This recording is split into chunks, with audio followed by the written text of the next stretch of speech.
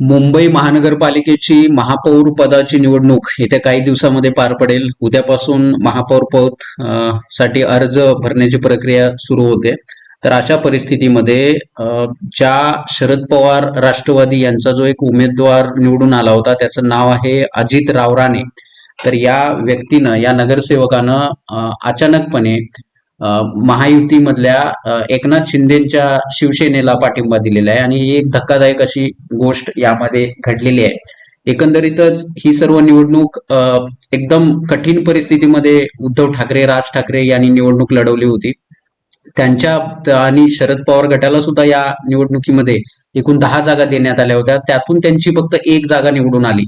म्हणजे उरलेल्या 9 जागी जर ठाकरेने आपले उमेदवार निवडून दिले असते तर तिथं त्यांचे नगरसेवक अजून आले असते.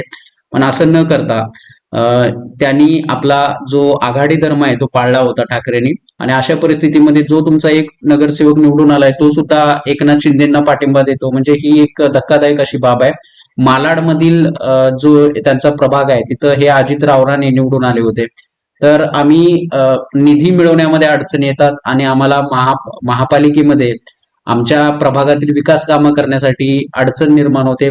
त्यासाठी आम्ही सत्ताधारी या शिंदेच्या सोबत जात आहोत असं या अजितराव राणे या नगरसेवकांना आपलं म्हटलेलं आहे. तर हे एकंदरीतच घातक असा ट्रेंड आहे, कारण तुम्हाला तुमचा आघाडी धर्म या निवडणुकीमध्ये पाळता आलेला नाहीये यामधून दिसते.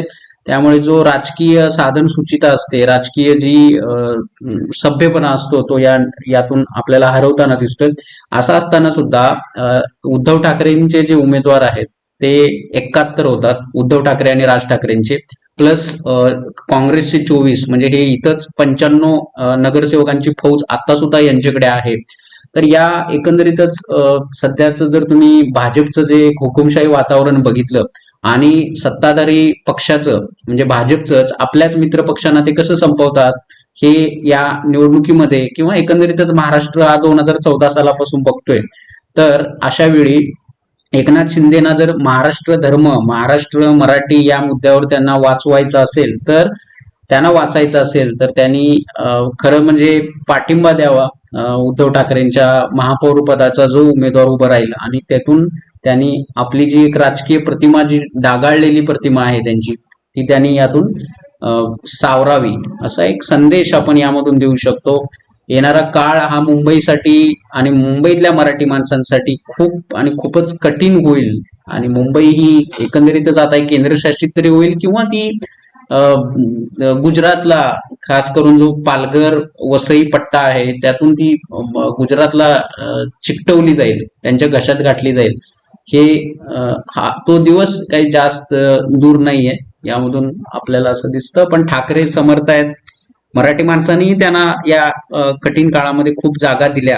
काही ठिकाणी भरपूर पैसा असेल, ईव्हीएम मधील घोटाळे असतील, दुबार मतदार असेल, अशा भरपूर कठीण परिस्थितीमध्ये सुद्धा ठाकरेंचे नगरसेवक निवडून आले. ही गोष्ट आपल्याला नाकारता येत नाही. वाईट एका गोष्टीचं वाटतं की राज ठाकरेंचे नगरसेवक हे खूप कमी आले, म्हणजे जिथं समन्वय असायला पाहिजे होते. उद्धव ठाकरेंच्या पक्षातर्फे अनेक ठिकाणी राज ठाकरेंच्या उमेदवारांना म्हणावी तशी राजकीय रसद जी लागते किंवा जी एक मदत लागते ती मिळाली नाही आणि त्यामुळे त्यांचे उमेदवार पडले. हे चित्र आपल्याला इथं दिसतं.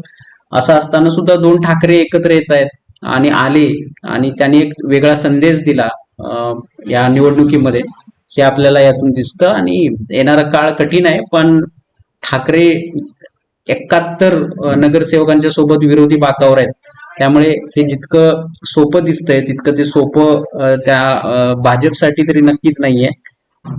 त्यामुळे थँक्यू.